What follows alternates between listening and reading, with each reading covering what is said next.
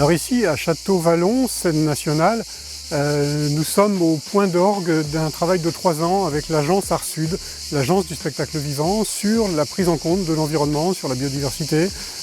globalement sur la manière dont le secteur culturel peut servir et accompagner la transition écologique. Alors, très concrètement, il y a une volonté de la région derrière, dans le cadre d'une COP d'avance, de mettre au service de la transition écologique l'ensemble des acteurs du secteur culturel et du spectacle vivant en particulier de la région, et donc d'accompagner cette transition par de la sensibilisation des publics bien évidemment, mais aussi par la manière de concevoir le spectacle, de concevoir les festivals, d'éco-concevoir l'ensemble des manifestations culturelles finalement.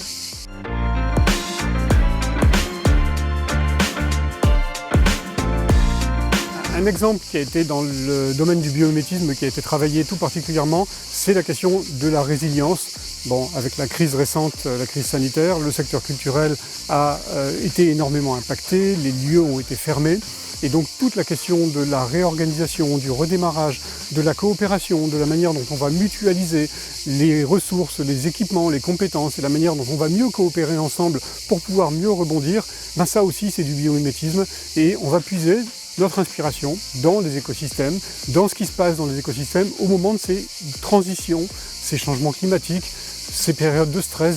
hydrique, qu'est-ce qui va se passer après un incendie. Tout ça, ce sont des moments de résilience pour les écosystèmes et on peut s'en inspirer pour nos structures et nos organisations.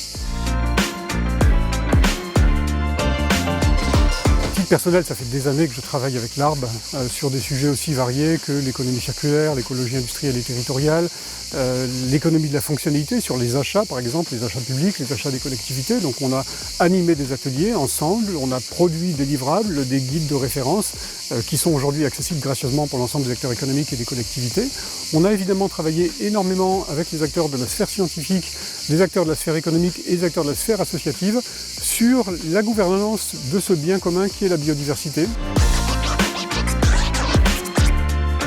Je suis aujourd'hui, donc depuis le mois de décembre l'année dernière, un secrétaire général du comité français de l'IUCN, donc qui accueille avec la métropole de Marseille, avec la ville de Marseille, le département, la région et l'État bien sûr, le Congrès mondial pour la nature. Ce qu'on attend réellement de cet événement, c'est qu'il soit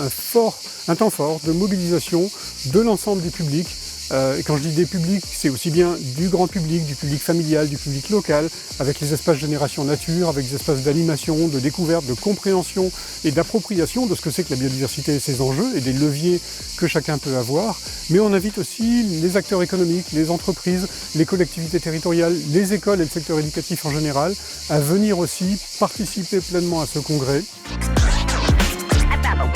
L'idée, c'est que le Congrès mondial pour la nature soit pas à Marseille comme une comète qui traverse le ciel et qui ne nous impacte pas du tout. C'est qu'il y ait derrière une empreinte qui va nous traverser pendant encore longtemps.